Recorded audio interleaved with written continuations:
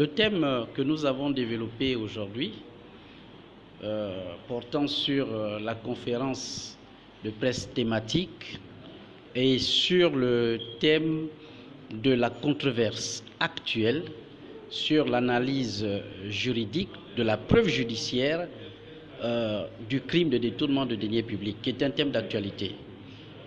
Ce thème a son importance dans la mesure où nous avons constaté une transversalité de l'article 141 du Code pénal qui dit que tout dépositaire de l'autorité publique qui a commis des actes de détournement de deniers publics est donc traduit devant les juridictions et condamné à des peines criminelles.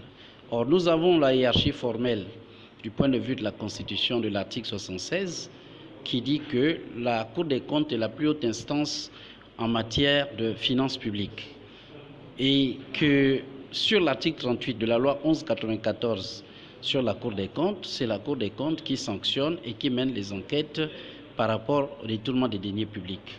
Mais nous avons aussi les dernières lois organiques. Il y a aussi, outre cette loi, il y a le décret sur le règlement de la comptabilité publique qui parle de deux contrôles préalables. Il y a le contrôle juridictionnel et le contrôle parlementaire, c'est-à-dire que le Parlement a une commission des finances qui peut donc traduire des investigations en matière de détournement de deniers publics puisqu'il contrôle l'action du gouvernement, d'autant plus que c'est le Parlement qui vote le budget. Donc tous ces éléments-là sont évoqués parce que nous constatons qu'au niveau de la preuve, lorsque quelqu'un est mis en cause sur des questions de détournement de deniers publics, que c'est une autorité publique qui dirige un organisme institutionnel ou à participation financière de l'État, il y a donc ce problème au niveau de la preuve. Et nous avons évoqué la question aussi du respect des procédures, dont les règles du contradictoire émises par le Code de procédure pénale, dont nous avons des difficultés à cerner les droits de la défense qui sont garantis par la Constitution. Donc ces procédures sont en train d'évoluer sur la fin puisque elles ont au maximum 18 mois, 12 mois, ensuite 6 mois si on proroge la procédure et que la chambre d'accusation reprend ces procédures qui va devoir les renvoyer au besoin devant la juridiction de jugement. Il n'en demeure pas moins que nous faisons l'état de lieu de nos procédures, étant donné que l'avocat demeure donc le dernier rempart de l'état de droit, donc celui qui soulève les questions juridiques et des questions relevant du droit de la défense. Nous allons par la suite, vous constaterez dans les procédures qui vont suivre, comment nous allons actionner à meilleur moment la défense des personnes qui sont impliquées dans ces procédures et dont les dossiers nous ont été confiés naturellement sur la question de la transversalité de l'article 141 qui a lieu de savoir est-ce la Cour des comptes, est-ce le Parlement, est-ce les organismes internes tels que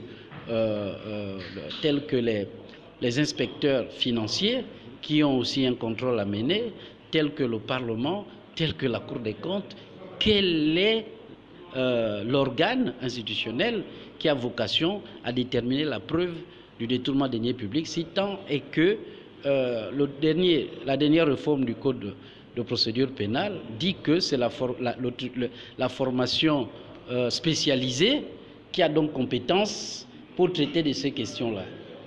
Donc nous estimons que si nous ne nous accordons pas sur la définition spécifique, autant donné que le droit pénal est d'interprétation stricte, de quel est l'organe qui établit la preuve et de comment la preuve est établie, nous estimons que nous avons le droit de susciter le Code pénal sur l'annulation d'un certain nombre de procédures et que le Code de procédure pénale dit lorsque il y a atteinte au droit de la défense, la procédure peut être annulée devant la chambre d'accusation.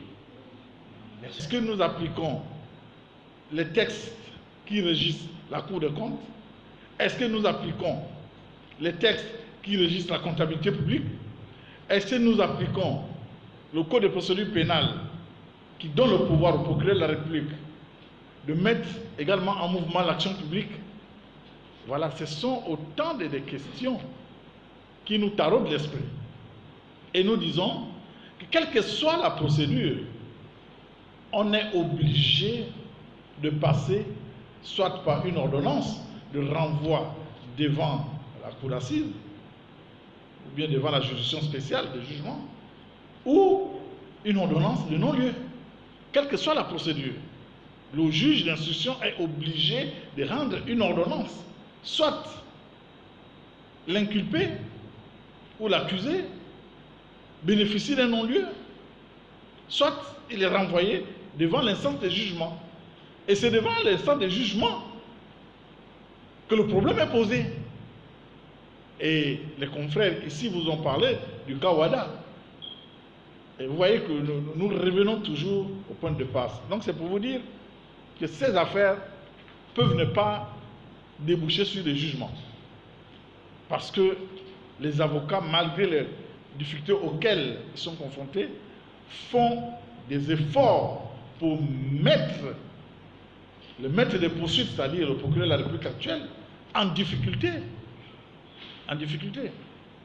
Mais, peu importe le comportement des défenseurs des clients, toujours est-il qu'à la fin, il y a un jugement.